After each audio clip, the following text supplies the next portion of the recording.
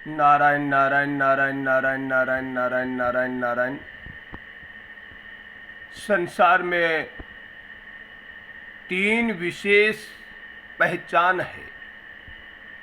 ये संपूर्ण जगत माया नगरी है। माया नगरी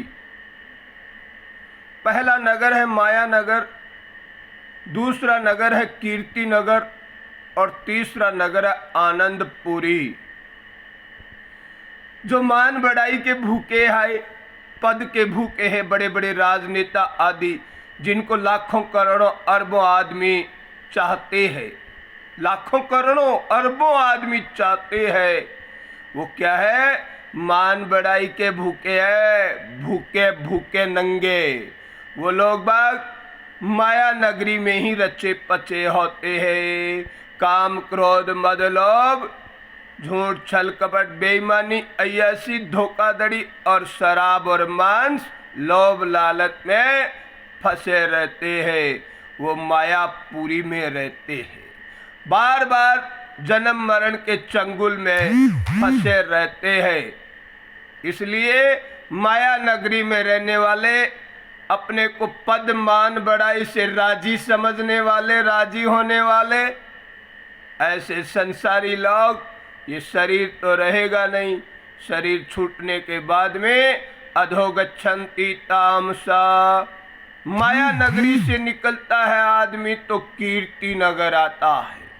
ओहो, हमें बहुत बड़ा पद मिल गया, मान बढ़ाई हो रही है, पूरे देश में हमारी वाह वाह हो रही है, लेकिन हृदय में झांक कर देखे तो मान बढ़ाई के भूखे है। भूखे लोग पद को ठुकराते कैसे?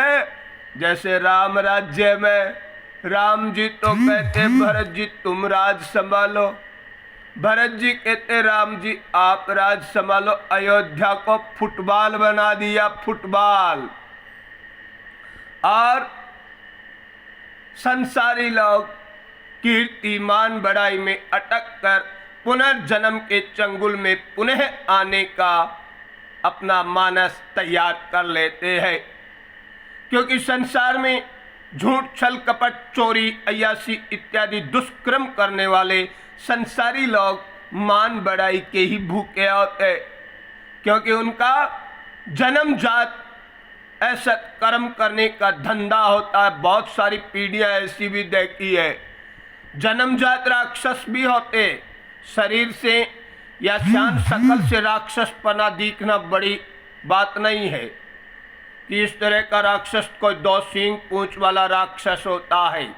राक्षस इन्हीं चारों वर्णों में, ब्राह्मण क्षत्रिय वैश्य और शूद्र, इन चारों वर्णों में मानव भी होते हैं और दानव भी होते हैं और देवता भी होते हैं। इसलिए कीर्ति नगर में न अटक कर संसार में पुनर्जन्म में न आने के लिए कहाँ का प्रेम करना चाहिए? आनंदपुरी। आनंदपुरी परमात्मा का परम धाम है। प्रभु को याद करने मात्र से आनंदपुरी में आप प्रवेश कर जाओगे और कभी दुखी नहीं रहोगे। ये मान बढ़ाई क्या है? इसलिए मान बढ़ाई से उपराम होकर कीर्ति नगर से बाहर निकलकर आनंदपुरी में प्रवेश करो, तब संपूर्ण जीवन का आनंद आएगा और मान बढ़ाई के भूख मिट जाएगी।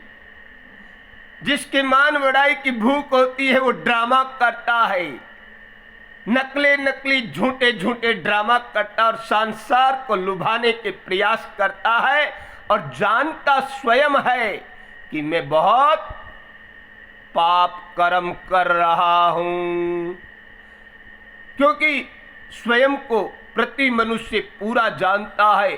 कोई चोरी करता है तो वो दुनिया से छुप सकता है, लेकिन स्वयं से कभी नहीं छुप सकता।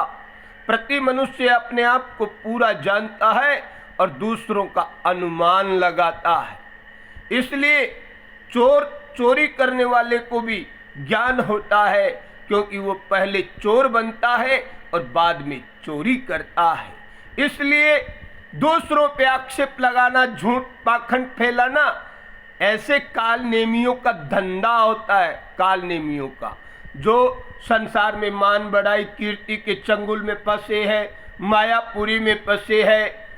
60 वर्ष से ऊपर का व्यक्ति यदि धन के विषय में, परिवार के विषय में लोभ करता है तो वो पाप कर्म करता है, क्योंकि आजकल 60 से ऊपर वाले धन के लोभी हो गए और ब्रह्मचारी भोगी हो गए। इसी कारण ब्रह्मचारी युवा 20 साल तक ब्रह्मचर्य व्रत का पालन करना चाहिए, तब वो युवा सदग्रस्ती बनेगा। ब्रह्मचर्य आश्रम में चोरी करना, अय्यासी करना, असत कर्म करना, फिर वो गृहस्थ में प्रवेश करके बड़ी साहूकारी करेगा। ऐसे ही मेरे बंधुओं, गृहस्थ से वानप्रस्थ में जाते हैं, यदि ब्रह्मचर्य आश्रम शुद्ध और पवित्र रहा है तो गृहस्थ आश्रम भी उस व्यक्ति विशेष का शुद्ध और पवित्र रहेगा। आगे वानप्रस्थ भी पवित्र रहेगा और वानप्रस्थ के बाद में संन्यास आश्रम में चला जाना चाहिए। घर परिवार का मोह त्याग कर देना चाहिए और भगवत प्रेम में लबालब होकर भगवान को याद करें। प्राचीन काल में उम्र 100 वर्ष हुआ करती थी, वर्तमान में 80 वर्ष औसत उम्र हो गई। 20 वर्ष तक ब्रह्मचर्य आश्रम, 40 वर्ष तक गृहस्थाश्रम और 60 वर्ष तक वानप्रस्थाश्रम और 60 वर्ष बाद में पूर्णतया संन्यास आश्रम। संन्यास आश्रम में गो सेवा करो, तन मन और धन से सेवा करो और परिवार से उपराम होकर सन्यासी जीवन जीना सीखो, तब तो है मानव जीवन की सफलता। अन्यथा तो हम देह के मान में, रूप के मान में, बड़ाई में, आदर में, अभिमान में चूर होकर चकनाचूर हो जाएंगे, क्योंकि देह बड़े बड़े भीम, भीष्म पितामह है, कितने महान योद्धा इस धरती पर आए हैं जिन्होंने विश्व विजयी की है, उनके शरीर भी नहीं रहे। मेरे बंधुओं, विचार करो, ये मानव देह रहेगा नहीं और 4 पैर वाला बनना पड़ेगा। जो झूठ बोलता है उसका पतन भयंकर होता है। इसलिए सबसे बड़ा पुण्य क्या है? सांच बराबर तप नहीं, झूठ बराबर पाप नहीं। इसलिए सत्य बोलने जैसा तप कहीं दुनिया में हो नहीं सकता। और जो जीवन में सत्य नहीं बोलता वो व्यक्ति विशेष भले ही संसार में राजी हो जाओ, लेकिन उसका अधोगच्छन्ति तामसा, उनका पतन ये मनुष्य देह न रहने के बाद में हो सकता है कि भयंकर नरकों की यातनाएं भुगतनी पड़े, कहीं गटर में कीड़ा बनकर जीना पड़े, कहीं सरप छिपकली बनकर जीना पड़े। हमारे घरों में भी चूहे चुकंदर आदि होते। अंतमति सो गति, अंतमति सो गति। घरों में चूहे चुकंदर आदि कई होते हैं, उन्हीं का भी नंबर आ सकता है। ऐसे ही हम घर परिवार में लोभ लालच ना करें। अंतमति सो गति। एक बार एक व्यक्ति विशेष काफी वृद्धावस्था में बोल नहीं पा रहा था।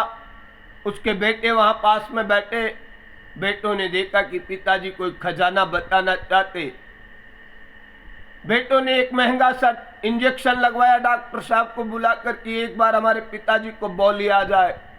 जब पिताजी को बोली आई तो बोलते बकरी झाड़ू खा रही है। मेरे बंधुओं, विचार करो, अंत समय आ जाता है और घर परिवार का मोह रह जाता है तो अंतमति सो गति। अब वहां घर में जो छिपकली बनी बैठी है, उस छिपकली के गर्भ से छिपकला बनना पड़ेगा। अब क्या बने क्या नहीं बने ये भगवत कृपा जिस पे बरसेगी वो तत्व तय जान जाएगा। अन्यथा तो आया राम गया राम की तरह दुनिया चल ही रही है, क्योंकि राम नाम की लूट है, लूट सके तो लूट, अंत काल को पछताएला प्राण जाएला छूट। इसमें कोई संदेह नहीं है। इसलिए मानव जीवन रहते अपने आप को शुद्ध और बुद्ध बनाओ। जब तक शुद्ध नहीं बनोगे तब तक तुम बुद्ध नहीं बन सकते, और बुद्ध नहीं बन सकते तब तक तुम्हें परमात्म तत्व का बोध नहीं हो सकता, और परमात्म तत्व के बोध से रहित व्यक्ति को सुख शांति आनंद परम प्रेम की प्राप्ति नहीं हो सकती। इसलिए भगवत प्रेम प्राप्त करने के लिए मानव जीवन सफल करने के लिए सत्कर्म करो, सत्कर्म करो। ना तो माया नगरी में अटको, ना कीर्ति नगरी में अटको। मान बढ़ाई में मत अटक जाना। लोग मान बढ़ाई के भूखे आए, जिन्हें अपने जीवन में कुछ करना नहीं आया, और लोग ही हमें झूठा मान बढ़ाई दे दे। ऐसे भूखे नंगे लोग होते हैं धरती पर कि वो कर कुछ नहीं सकते। बस हमारे तो सेहरा बांध दो, सेहरा बांध दो। रजब तूने गजब किया, सिर पे बांधा मोर, आया था हरि भजन करने, कर ली नरक की ठौर। ये संसार की मान बढ़ाई क्या है? नरक में ले जाने वाली उपाधि है। नरके नियतम वासो, जो झूठ छल कपट बेईमानी करता है, चोरी करता है, इत्यादि दुष्कृत्य करता है, झूठ पाखंड करता है, उसका परिणाम भयानक होगा। छल कपट करने वाला व्यक्ति राक्षस होता है, और राक्षसों का खात्मा समय काल के साथ में परमात्मा की कृपा से होता है। और नरके नियतम वासो, फिर तो पता नहीं उनको मनुष्य देह कब मिले ना मिले, लेकिन 4 पैर वाला और भी अनेकों अनेक पैरों वाला जरूर बन जाएगा, ताकि फिर बाद में उस व्यक्ति विशेष के पाप और वर्धमान बढ़ते जाते हैं, और मानव देह मिलना उसके लिए जीवन में असंभव हो जाता है। क्योंकि ये मानव देह मिला है भगवत प्राप्ति करने के लिए, भगवत प्रेम प्राप्त करने के लिए, प्राणी मात्र में, जीव मात्र में परमात्मा के दर्शन करने के लिए, और इस परमात्मा तत्व के बोध के लिए मिला हुआ मानव देह व्यर्थ समय ना चला जाए, इसी तरफ हमारा पूरा ध्यान रहना चाहिए।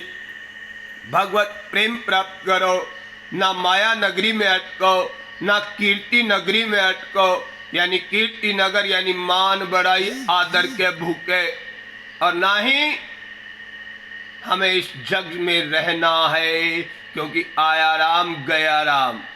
तो जाने से पहले पहले अपने भगवत साक्षात्कार कर लो, इसी में मानव जीवन की मौज है, अन्यथा तो पाछे पछताना ही है।